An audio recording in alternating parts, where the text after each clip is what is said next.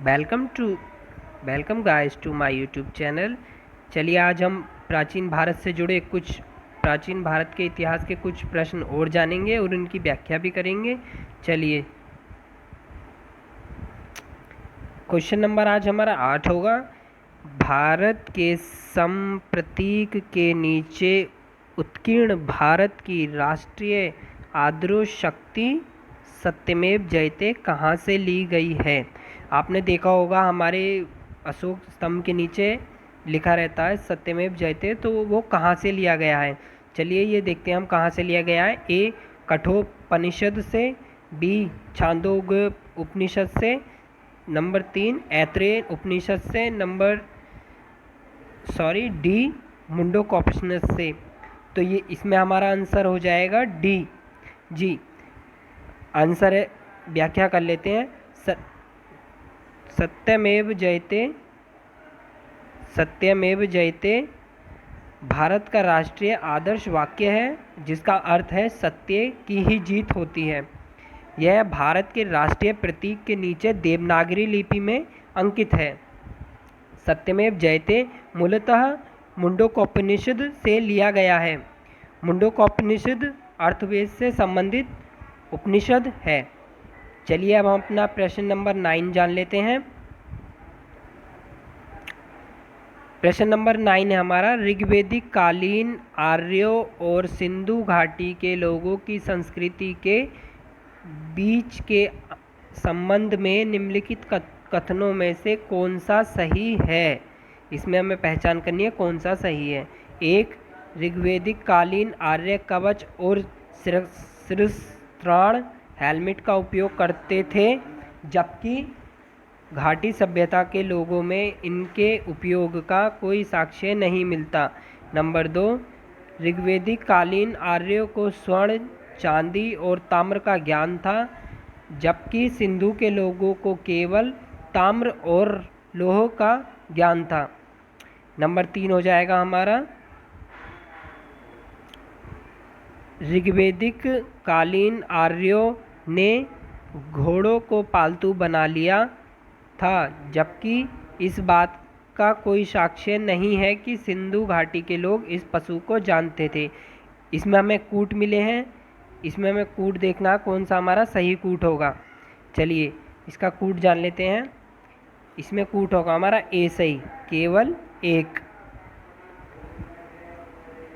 ऋग्वेदिक कालीन आर्य कवच और शिरस्त्राण हेलमेट का उपयोग करते थे, जबकि सिंधु घाटी सभ्यता के लोगों में इनके उपयोग का कोई साक्ष्य नहीं मिलता है। ये हमारा सही है। व्याख्या कर लेते हैं। ऋग्वेदिक कालीन आर्यों और सिंधु घाटी के लोगों की संस्कृति के बीच अंतर को यदि देखा जाए तो ऋग्वेदिक कालीन आर्य कवच और शिरस्त्राण हेलमेट का उपयोग करते थे, जबकि सिंधु घाटी सभ्यता के लोगों में इनके उपयोग का कोई साक्ष्य नहीं मिलता है।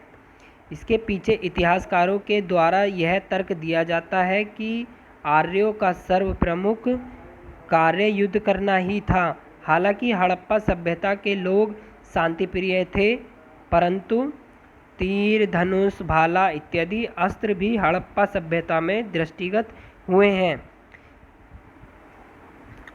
सिंधु घाटी के लोग घोड़े के विषय में अवगत थे। सूरकोटड़ा गुजरात में स्थित है में घोड़े की अस्थियों के साक्ष्य प्राप्त हुए हैं, और ऋग्वेदिक कालीन आर्यों में घोड़े को प्रिय पशु माना जाता था, जिसकी सहायता से वे युद्धों में विजय प्राप्त करते थे। कुछ सूक्तों में दध्रिका नामक देवी अश्व की प्रशंसा की गई थी। ऋग्वेदिक कालीन आर्यों को स्वर्ण और चांदी का नहीं, लेकिन तांबे का ज्ञान था।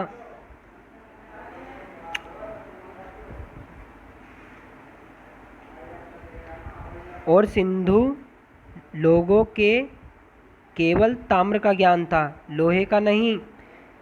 हड़प्पा सभ्यता में लोहे का कोई साक्ष्य नहीं मिलता है। यहाँ ये भी बात साबित होती है। प्रश्न नंबर हम अपना आप 10 देखेंगे।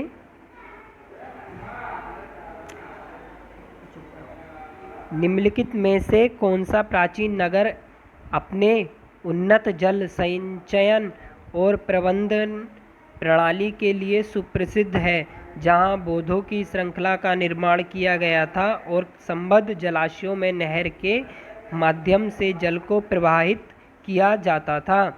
इसमें हमें फिर से पहचान करनी होगी।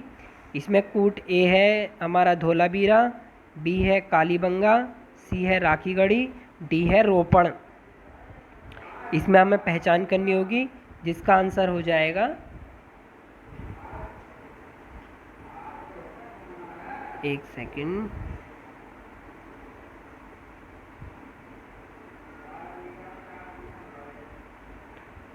क्वेश्चन नंबर 10 हमारा ये रहा। इसमें हमारा आंसर हो जाएगा ए धोलावीरा। इसमें हमारा आंसर हो जाएगा धोलावीरा। चलिए व्याख्या कर लेते हैं। गुजरात का धोलावीरा नगर अपने उन्नत जल संचयन और प्रबंधन प्रणाली के लिए सुप्रसिद्ध था। जो धोलावीरा था वहाँ जल संचयन और प्रबंध जो हुए थे बहुत ही अच्छे से बनाए गए थे। जहाँ बांधों की श्रृंखला का निर्माण किया गया था, वहाँ बांध भी अच्छे तरीके से बने हुए थे और संबद्ध जलाशयों में नहर के माध्यम से जल को प्रवाहित किया जाता था। यह नगर गुजरात के कच्छ जिले के भचाऊ तालुका में स्थित है। वर्ष 1967 से 68 में धोलावीरा की खोज जेपी जोशी द्वारा की गई थी। धोलावीरा नगर की आकृति आयताकार थी।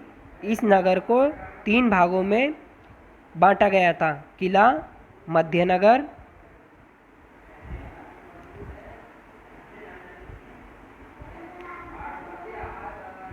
और निचला नगर में विभाजित किया गया था। यह भारत में स्थित सिंधु सभ्यता का दूसरा सबसे बड़ा नगर था। धोलावीरा से स्टेडियम का प्रमाण भी प्राप्त हुआ था।